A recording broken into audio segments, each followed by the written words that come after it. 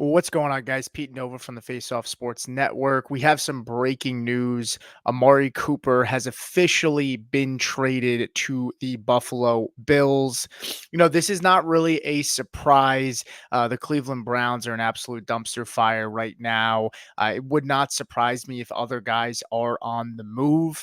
But this is really good for Amari Cooper's fantasy owners. It's probably not great for guys that own Khalil Shakir, Curtis Samuel, Keon Coleman. I'm not super worried about Dalton Kincaid, but let's just talk about it a little bit.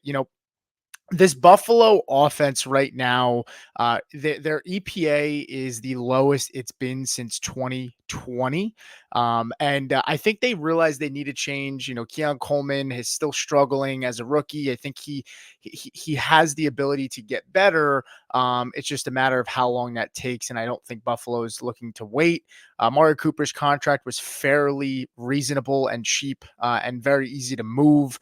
So it makes a ton of sense for both sides. It looks like Cleveland is pretty much hitting not the reset completely, but it just made too much sense not to see Cooper moved. And Buffalo is a team that's been looking for a veteran wide receiver in the offseason, as well as the draft. And they get one here. Amari Cooper, 7th in the NFL for targets. He's got 53 on the season, but he was 90th in catchable target rate at 48.9%.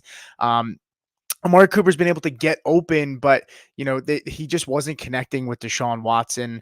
If Joe Flacco was the quarterback like last year, or even Jameis Winston, becomes the quarterback this year, I would have felt a little more comfortable with Amari Cooper. But he finds himself in a new situation. Khalil Shakir has been the top target from a wide receiver's perspective. He leads all wide receivers in targets on the team, and Khalil Shakir is actually number one in catchable target rate at 94.1%. The year prior, they also had the same. They were also ranked number one, Josh Allen and Khalil Shakir, in terms of catchable target rate. So I do expect this to be a bump for Amari Cooper and just his offense overall. Right now they are 8th in rush rate and 25th in pass rate. I do think this team wants to run the football, but they also recognize that they have to get better in the passing game as well if they want to compete for a championship this year. Shakir, Keon Coleman, and Curtis Samuel stock down. This was my fear a little bit, and that's why we came out with a video 2 weeks ago to sell Shakir when he was wide receiver 19 on the year. There were rumblings, that there could be an acquisition, maybe Amari Cooper, maybe a Deontay Johnson, Adam Thielen, DeAndre Hopkins. We just weren't sure who, and it's a tough matchup for Shakir going forward the next couple weeks. And so I don't know. I mean, Shakir is still going to be involved in this passing game. He's a good chain mover and has good run after catch ability.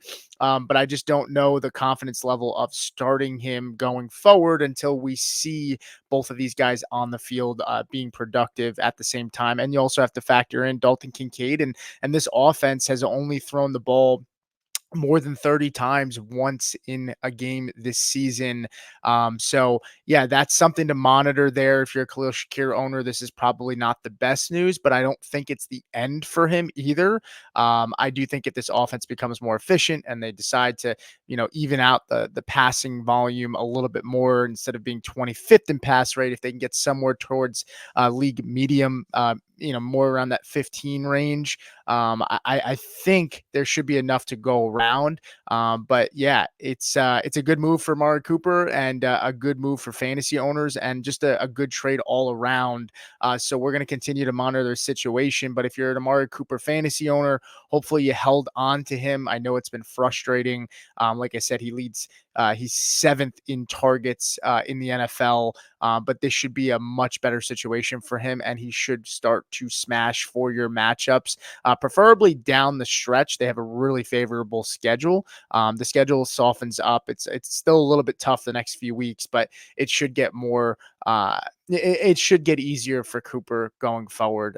But yeah, great trade. If you have questions, drop them below, and we'll see you next time.